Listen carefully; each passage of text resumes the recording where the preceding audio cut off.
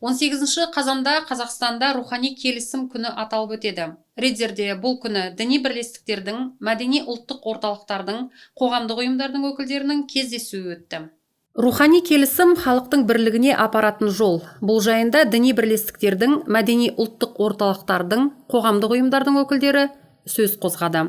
Кездесу қатысушылары Қазақстан 130-дан астам ұлт өкілдері достық пен келісімде тұрып жатқан көп ұлтты ел екенін атап айтты.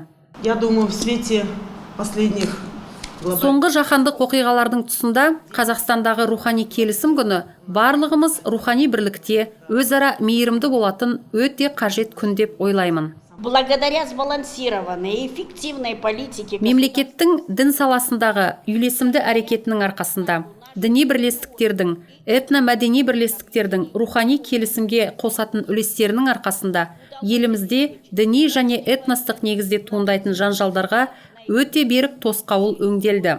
Осы бүгінгі дөңгелек үстел осы рухани келісім күніне арналып отыр. Кездесу қатысушылары жас ұрпақ өкілдері, колледж студенттері болды. Ересектер жас өспірімдерге ешкімді ұлттық белгісі бойынша бөліп жармау, әр ұлттың тілін, салт дәстүрін, мәдениетін құрметтеу, әрқашан достық, бейбітшілік пен рухани келісім үшін болу тілек сөздерімен жүгінді. Хотел бы сказать, что Ересектер де, жастар да, елімізде ешқандай жанжалдарда, соғыста болмау үшін бірігіп, бейбітшілікте, келісімде өмір сүруіміз керек. Қай елде, қай қалада тұрсаңыз да, бейбітшілікте өмір сүргеніңіз өте маңызды екенін біліңіз.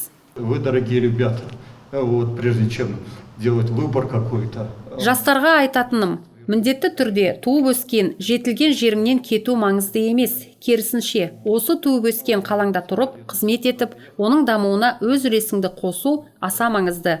Әрине, таңдау құқығы әркез бар. Кездесу қатысушылары рухани келісім күнінің құндылығын, оның заманауи қазақстандық қоғамдағы рөлі мен маңыздылығын ерекше атап өтті. Біздің елімізде дін, рухани даму және келісім сұрақтарына үлкен назар аударылады.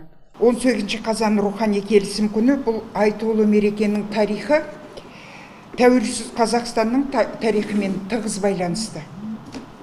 Олай дейтініміз, рухани келісім күні 1992 жылы қазанның сол кездегі астанасы Алматы қаласында рухани келісімнің бірінші әлемдік конгресі өтті. Сол конгресте осы күнді атап өтуді лайық деп санады. Осы уақыттан бастап бұл мереке елімізде жыл сайын аталып өтіледі.